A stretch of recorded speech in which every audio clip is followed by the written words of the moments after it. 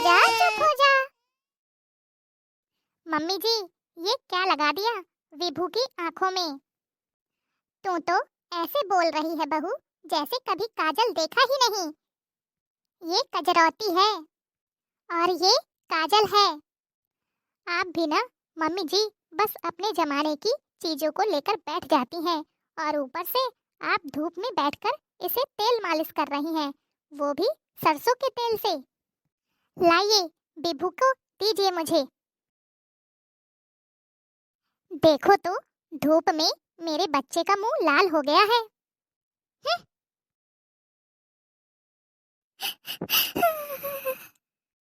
चुप हो जाओ भाग्यवान। अब जिसको जितनी अक्ल रहेगी उसे तो उतनी ही समझ आएगी ना। ये आजकल की बहुएं ऐसी ही होती हैं जिसे हर पुरानी चीज से दिक्कत होती है, पर डॉक्टर कुछ कह दे तो वो सब आना सच और सही मान लेती हैं। चलिए छोड़िए इन बातों को। मुझे तो आज भी याद है वो दिन जब अम्मा जी ठंडी के मौसम में एक लाइन से अपने सभी पोतों को धूप में सुलाती थीं और एक एक करके सभी की तेल मालिश सरसों के तेल से करती थीं, और वो भी पूरी ताकत के साथ। और अगर कोई बहू या बेटा गलती से कह देते थे, अम्मा जी धीरे, लल्ला रो रहा है, तब तो अम्मा जी का शुरू हो जाता था, लल्ला है, लल्ला अभी से ही मजबूत नहीं बनाओगे तो बाद में कमजोर हो जाएगा, और सूरज से बलवान कोई न हुए है। देखिए आज तक सब हष्ट पुष्ट हैं। और आपको याद है विमला जी, काजल के बारे में क्या कहती थी अम्मा जी? सब याद है जी, कुछ ना भूली हूँ मैं।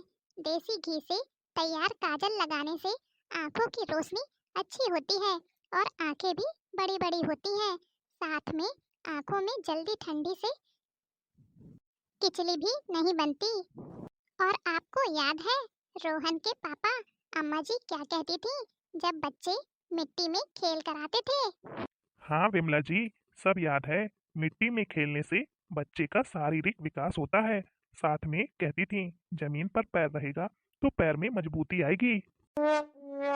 कितना सही बोलती थी अम्मा जी। अनपढ़ होते हुए भी सब कुछ पता था उनको। पर आजकल के बच्चे पढ़ लिख कर भी अनपढ़ों जैसी बातें करते हैं। पर जाने दीजिए विमला जी, जब ठोकर लगेगी तब समझ आएगा। चलिए अब अंदर चलते हैं। शिवांश भी स्कूल से आ गया होगा तो विभू को देखना होगा ना। हाँ हाँ, चलिए। नहीं, मैं कपड़े चेंज नहीं करूंगा। पहले आप टीवी ऑन करो, मुझे कार्टून देखना है। पहले कपड़े चेंज करो, फिर कार्टून देखना। नहीं नहीं नहीं, मुझे कार्टून देखना है। अच्छा चलो, अब बहुत देख लिया टीवी, अब खाना खा लो चुपचाप। मम्मा, मुझे मोबाइल में गेम खेलकर खाना है। मुझे मोबाइल लाकर दो। अच्छा ठीक है, ये लो मोबाइल। अजी देखिए ना, बहू शिवांश को मोबाइल दिए है, वो गेम खेल रहा है और खाना खा रहा है। बहू इस तरह तो उसकी आदत बिगाड़ती जा रही है। अगर मैं शिवांश को खाना खिलाती हूँ और कहानियाँ सुनाती हूँ तो बहू को बिल्कुल भी अच्छा नहीं लगता। बहू को लगता है कि वो फालतू की बातें सुन रहा है, जिससे उसका विकास रुक जाएगा।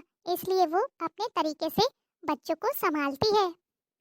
आज के युग के टेक्नोलॉजी, टीवी और मोबाइल दिखाकर अपने बुजुर्गों के रहन सहन, संस्कार और मिट्टी से जुड़ाव भूलकर बहू बच्चों को टेक्नोलॉजी देकर उसका विकास करने की कोशिश कर रही है। हाँ विमला, तुम सही कह रही हो। बहू शायद यह भूल गई है कि ये टेक्नोलॉजी बच्चों के लिए एक दिन घातक साबित होगी। अरे, शिवांश के स्कूल से फोन। हेलो। हेलो मैम, आपके बेटे शिवांश का दोस्तों के साथ झगड़ा हो गया था और झगड़े के दौरान वह गिर गया है। उसे चोट लग गई है। आप अपने बेटे को घर ले जाइए। क्या? हे भगवान, ये क्या हो गया?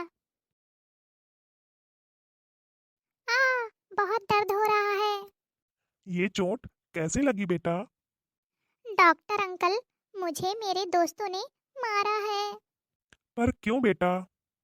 आपने उसे कुछ कहा क्या? नहीं डॉक्टर अंकल, वे सभी मुझे चिढ़ा रहे थे कि तुझे कोई गेम खेलना नहीं आता, तू सिर्फ मोबाइल का गेम खेल, तू उसी में अच्छा है, तू डफर है, इसलिए मैंने मारा तो वे लोग भी मुझे धक्का देने लगे और मैं गिर गया। ओह, ये तो बहुत बुरा हुआ। पर आप आउटडोर गेम क्यों नहीं खेलते? आउटडोर गेम खेलना तो अच्छी बात होती है। आपको पसंद नहीं है खेलना? नहीं नहीं, मुझे अच्छा लगता है आउटडोर गेम खेलना, पर मम्मी मुझे खेलने ही नहीं देती और ना ही दोस्तों के साथ जाने देती है। अच्छा, आप बाहर बैठो, मैं आपकी मम्मा से 2 मिनट बात करता हूँ। ठीक है डॉक्टर अंकल।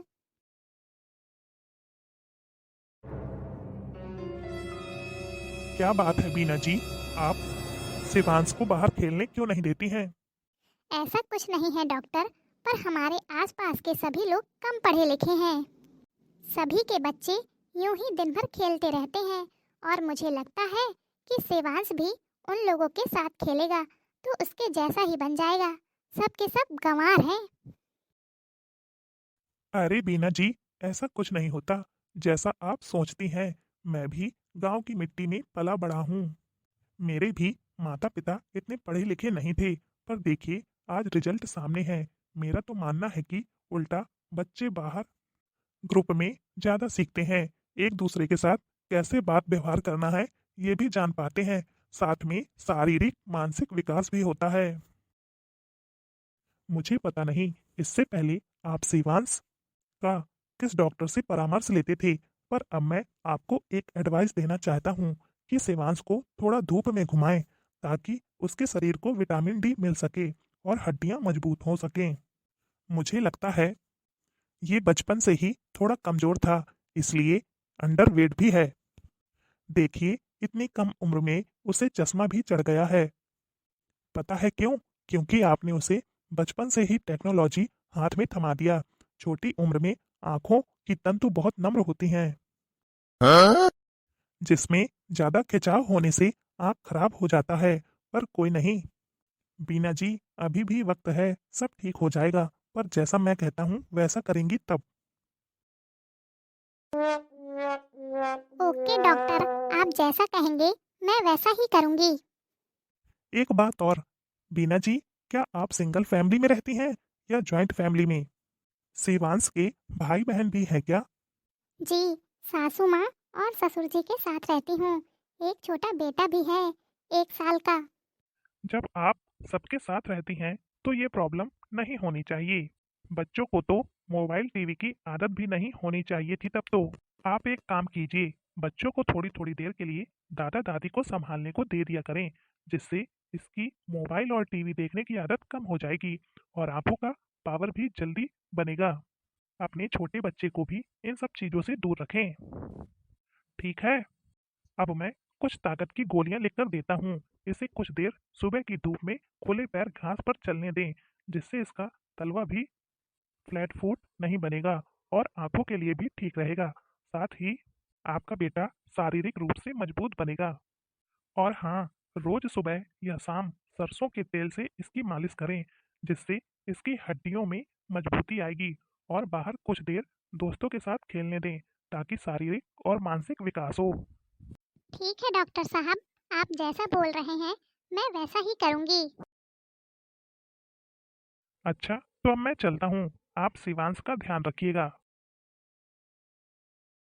देखा जी आपने, अब शायद बहू को हमारी बात समझ में आए। हाँ विमला जी, जब इंसान को ठोकर लगती है तभी उसमें बदलाव आता है। दोस्तों, आपको हमारी आज की यह कहानी कैसी लगी? कमेंट बॉक्स में कमेंट करके जरूर बताइएगा।